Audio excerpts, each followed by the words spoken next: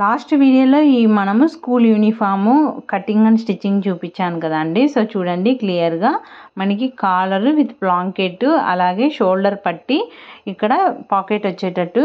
ఎవరైనా చూడకుంటే link description బాక్స్లో ఇస్తాను, చెక్ చేయండి. మనకి ఫినిషింగ్ నీట్గా చూడండి ఎలా వచ్చాయో. పఫ్ హ్యాండ్స్ విత్ పట్టి అన్నమాట.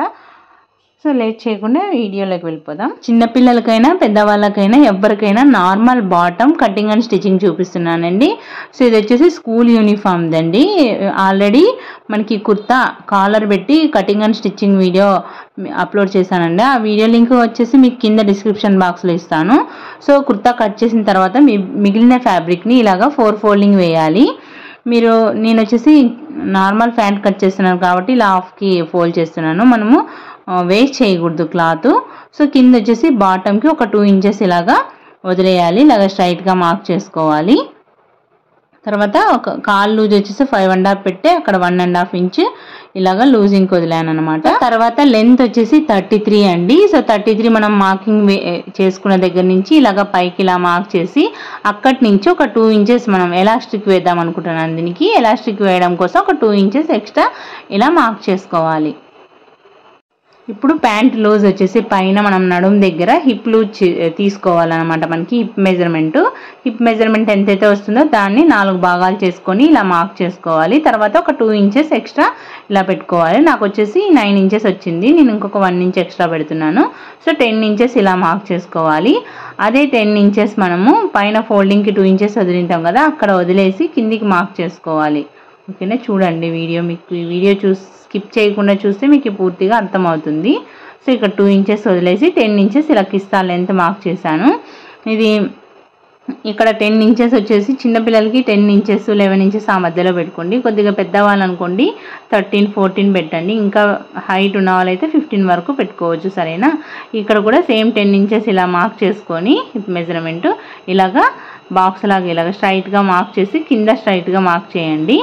చూడండి ఇలా ఎల్ షేప్లో ఇలా మార్క్ చేసుకున్న తర్వాత ఇక్కడ ఒక 2 ఇంచెస్ ఎక్స్ట్రా ఇలా మార్క్ చేసుకోవాలి. ఇలా మార్క్ చేసుకొని ఇలా రౌండ్ తీయండి. ఎక్కువ కర్వ్ తీయద్దండి, జస్ట్ లైట్గా ఇలా మార్క్ చేసుకోవాలన్నమాట కిస్తా. ఇప్పుడు ఇక్కడి నుంచి ఇలాగ క్రాస్గా మార్క్ చేయాలి. సో మీతో హిప్ కర్వ్ స్కేల్ ఉంటే దాంతో అయినా మార్క్ చేసుకోవచ్చు, ఏం అవసరం లేదు. నార్మల్ బ్యాండ్ కదా. ఇప్పుడు ఈ రెండింటిని చూడండి, ఈ రెండింటికి సెంటర్లో మనము ఫోల్డ్ చేయాలన్నమాట. ఈ సెంటర్కి ఫోల్డ్ చేసి చూడండి సెంటర్కి 12 ఇంచెస్ వచ్చింది కదా. ఇప్పుడు ఇక్కడి నుంచి లోపలికి ఒక 1.5 ఇంచ్ ఇలాగ షేప్ తీయండి. మనం నడుముకి ఎలా తీస్తామో అలాగా ప్యాంట్ అనేది నీట్గా ఉంటుందన్నమాట. అంటే షేప్ స్కేల్ లేని వాళ్ళ కోసం చెప్తున్నానండి. సో అలాగా మనకి లుక్ వైజ్ నీట్గా ఉంటుందన్నమాట. అలాగా రెండింటికి సగానికి ఫోల్డ్ చేసేసి ఒక 1.5 ఇంచ్ మనము లోపలికి చూడండి. ఇప్పుడు మార్కింగ్ కనిపిస్తుంది కదా. సో ఇలాగా షేప్ వచ్చేటట్టు ఇలా మార్క్ చేసుకొని కట్ చేయాలి. ఇక్కడ పైన ఎలాస్టిక్ వేద్దాం అనుకున్నాం కదా. ఇక్కడ నడుం విడ్త్ వచ్చేసి 20 అండి. 20కి మనము ఎలాస్టిక్ 2 ఇంచెస్ మనము తక్కువ తీసుకోవాలంటే 18 తీసుకుంటే మనకి స్ట్రెచబుల్ కదా, సాగుతుంది, సరిపోతుంది. మీకు ఇంకా ఎక్కువ సాగితే 3 ఇంచెస్ అయినా తగ్గింది, 17 అలా తీసుకోండి. నేను వచ్చేసి 18 తీసుకుంటున్నాను. ఏ సైజ్ వరకైనా అంతే అండి. 30 వచ్చింది అనుకోండి సపోజ్, మనకి 27 అలా తీసుకోవాలి సాగేదాన్ని బట్టి. సో ఇలా కట్ చేసుకోవాలి. సో ఇక్కడ ఇలాగ చిన్నగా ఇలా ఖర్చు పెట్టుకోండి. మనకి ఏమంటే జాయిన్ చేసేటప్పుడు ఆ పాయింట్స్ కరెక్ట్గా సేమ్ వచ్చేటట్టు అనమాట లెగ్స్. ఇప్పుడు మనము స్టిచ్చింగ్ చేసుకుందాము. ఇక్కడ క్యాన్వాస్ ఒక 1 ఇంచ్ విడ్త్తో ఇలాగ కట్ చేసుకోవాలి. సో ఉల్టా సీదా చూసుకోండి. మనకి ఇక్కడ గమ్ ఉంటుంది, ఆ వైపు మనం ఇలా పెట్టేసి సో మనం మార్కింగ్ వేసుకున్న వైపే ఇలాగ ఫోల్డ్ చేసి ఒక 1/2 ఇంచ్ ఇలాగ స్టిచ్ చేసుకోవాలి. సో ఇది ఇలా ఫోల్డ్ చేసిన తర్వాత ఇలా లోపలికి వచ్చేస్తున్నాం కదా, ఇలా ఫోల్డ్ చేసి స్టిచ్ చేసుకోవాలి. ఇలా కుట్టుకున్న తర్వాత మీరు బిగినర్స్ అయితే ఏవైనా చూడండి ఇలాగ సెంటర్లో కుట్టు వేసుకోవాలి. బిగినర్స్ అనుకోండి ఇలా మార్కింగ్ వేసుకోండి, వేవ్స్ లాగా జిగ్జాగ్స్ లాగా అలాగ స్టిచ్ చేసుకోవాలి. ఇలా కొద్దిగా ప్రాక్టీస్ ఉన్న వాళ్ళైతే డైరెక్ట్గా స్టిచ్ జస్ట్ మనము దీన్ని ఇలాగ మూవ్ చేసుకుంటూ కర్వ్ లాగా స్టిచ్ చేసుకోవాలి.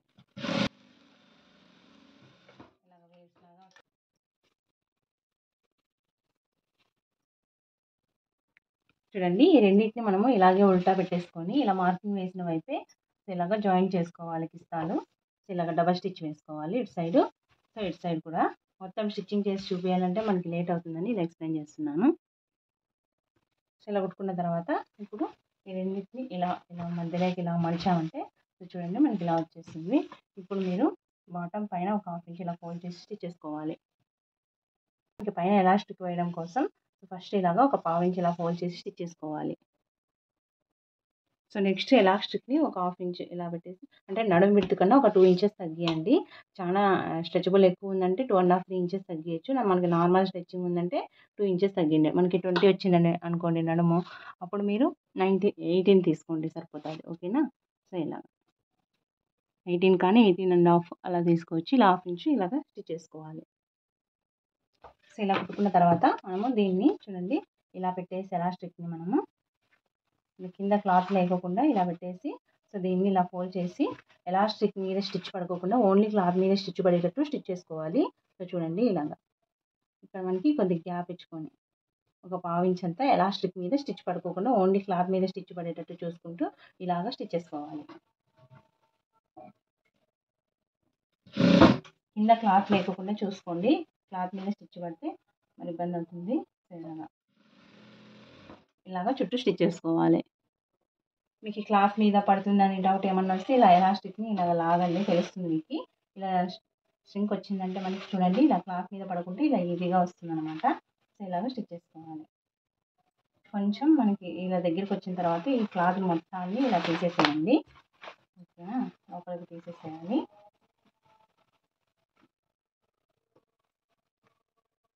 మనకి ఎక్కించుకోవడం కన్నా ఇది చాలా ఈజీ అండి.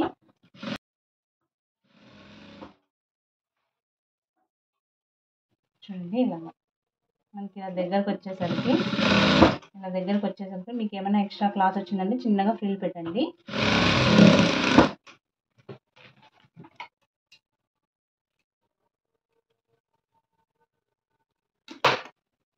నీట్గా గ్యాదరింగ్స్ అనేది నీట్గా ఫినిషింగ్ నీట్గా ఉంటుంది. ఇలాగా మొత్తం ఇలాగా ఒకసారి స్ట్రెచ్ చేయండి, అప్పుడు ఈక్వల్గా వస్తాయి. చూడండి రెడీమేడ్ స్టైల్లో నీట్గా ఉంటుంది.